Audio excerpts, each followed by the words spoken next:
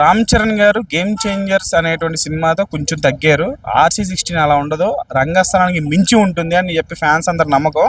అలాగే బుచ్చిబాబు అసలు ఏం తీస్తున్నాడు రా, రామ్ చరణ్ లాంటి హీరో అవకాశం ఇచ్చాడు, ఉప్పెన్ లాంటి సినిమా తీశాడు, మొదటి సినిమా 100 కోట్లు నేషనల్ అవార్డు కొట్టాడు, ఇవన్నీ ఉన్నాయి. RC16 దాని రేంజ్ ఏంటి అన్న? గేమ్ చేంజర్తో మేము ఏమంటే బాధపడలేదు. సినిమాలో యాక్టింగ్ అయితే 100% పెట్టాడు అన్న. సో మీరు బచ్చన్ అన్న సమ్ క్యారెక్టర్ ఉంటుంది, అది ఆ క్యారెక్టర్ చాలా గొప్ప ఉంటుంది అన్న.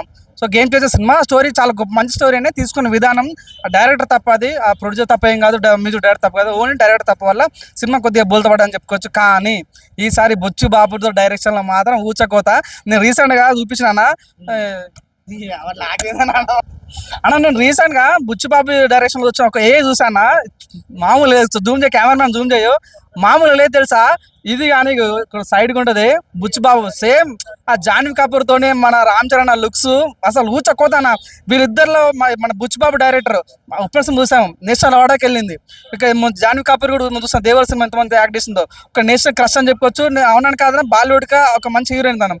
ఇక్కడ రామ్ చరణ్ అన్న పాన్ ఇండియా హీరో తను, అవునని కాదన్న. సో గ్లోబల్ స్టార్ అంటాం తనే. సో ఇక్కడ వీళ్ళు ఇద్దరు కాంబినేషన్ చాలా గొప్ప ఉండబోతుంది. ఈ స్టోరీ కూడా లవ్ స్టోరీ అని చెప్పొచ్చు అన్న, ఎందుకంటే మా బుచ్చిబాబు చాలా చెప్పాడు లవ్ స్టోరీ క్లియర్ గా. రామ్ చరణ్ మధ్య లవ్ స్టోరీ తగ్గించాడు. ఈ సినిమా మాత్రం చాలా అద్భుతంగా ఉండబోతున్నా. ఏదో కుస్తీ ఫైట్ ఉండబోతుంది, అలాగే క్రికెట్ సీన్స్ కూడా కొన్ని ఉండబోతున్నాయి. ఒక స్పోర్ట్స్ బ్యాక్ డ్రాప్ లో సినిమా వస్తుంది.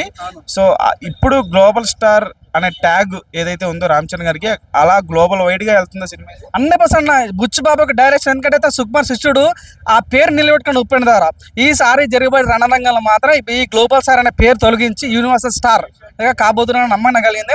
100% కూడా అన్న, చాలా గొప్పగా మన బుచ్చిబాబు కూడా ఒక ఇంటర్వ్యూలో చెప్పాడు, అద్భుతంగా రామ్ చరణ్ తన పర్ఫార్మెన్స్ చింపి పడేస్తున్నాడు. చూడన్న, ఆకలితో ఉన్నవాడు ఒక రకంగా తింటాడు, నామ తిన్నాడు ఒక రకంగా ఉంటాడు.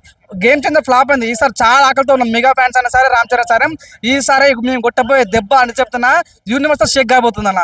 మరి ఈసారి 100 కోట్లు 500 కోట్లు కాదు, దానికి మించిన కోట్లు రాబోతే 1,00,000 కోట్లు వచ్చిన తప్పలేదన్న ఫీలింగ్ కలిగింది. దయచేసి నా ట్రోల్ని దింకండి. కానీ అటువంటి సినిమా, మంచి సినిమా రాబోతున్న సినిమా కాబట్టి బుచ్చిబాబు యొక్క, నాకు బుచ్చిబాబు మీద నమ్మకం ఉంది, at the same time Ram Charan acting మీద నమ్మకం ఉంది. మంచి సినిమా, ఒక మంచి సాలిడ్ సినిమా రాబోతున్న నమ్మకం కలిగిందన్న. Thank you.